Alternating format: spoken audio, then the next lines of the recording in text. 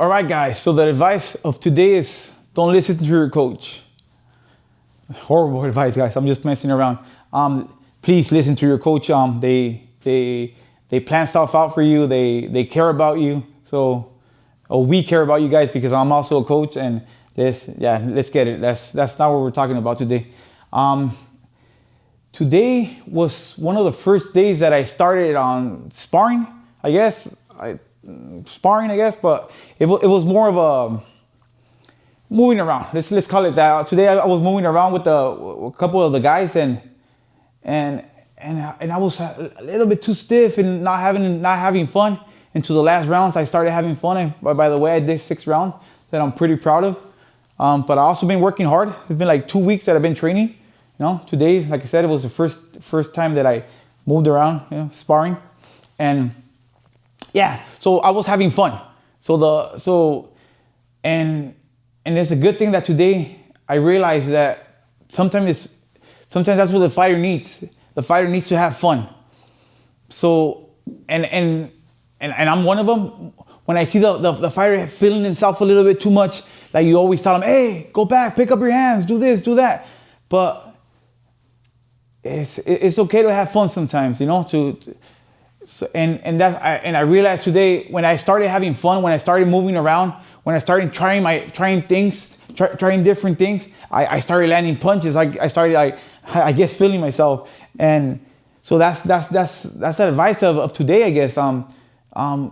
If you feel like that's what you need to get into the rhythm of the sparring, that's what you should do, and maybe coaches where we could learn that a little bit, that let the fighters go a little bit, like let them relax more.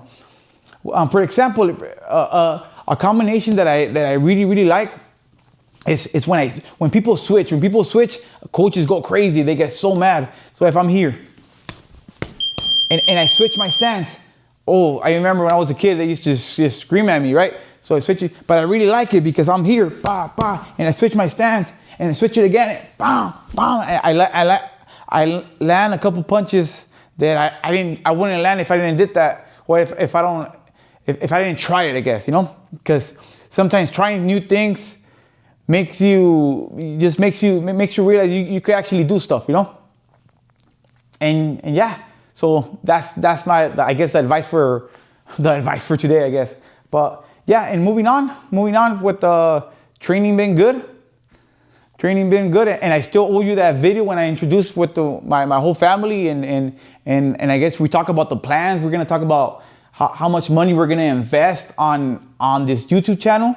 That's exciting, because I've been trying to look at videos, see if I could find something that gives me information. How much money should I invest on this, like meaning on trips, on mics, on the camera, whatever it takes, on maybe fighter that could help me show some videos on my clips and stuff like that. But we're going to be super open. We're going to talk about, I'm going to be talking about my training. We're going to be talking about finances. That's really big. When we're running the gym, because we have to make sure the gym works. I train the people, I work with my people, and just making it work, man. Just making it work. And so that's what we're gonna talk about in the next video. We're gonna talk about financing, like how much money are we investing on this YouTube channel? Where are we going for our first trip? Really excited for that. And big things are coming, I think, like I know they're coming actually. So I guess the advice for today is have fun, and listen to your coaches, guys. All right, that's it for me, man.